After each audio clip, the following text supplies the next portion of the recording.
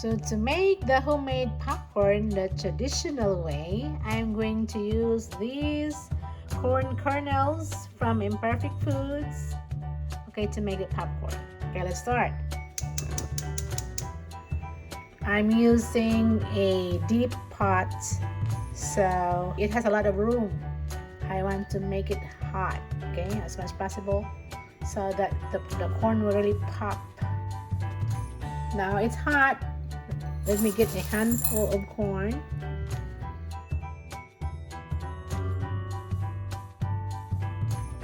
No oil, just the corn kernels by themselves. Then cover it. Let's wait for a few minutes. And let me show you when it starts popping. After 2 minutes, can you hear it? It's popping. I'm covering it because I don't want it to come out. That's wonderful. That is the traditional way of making popcorns. Very traditional. I will not open it yet. Let me turn it off. Okay, let me open it. Ta-da! Woo! Popcorn! So this is the first batch without any flavor, just plain. Let me make a second batch. I will make it butter flavor. Now I'm doing the second batch.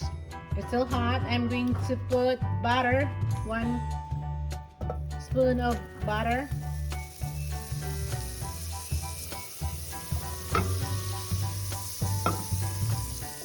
Second batch, corn kernels and butter. Going to cover it. Oh, I'm so happy to hear the sounds. Popping's almost done. I'm not taking off the lid yet because I don't want to pop it on my face. Now popping is done. I'm going to open it. Woo-hoo!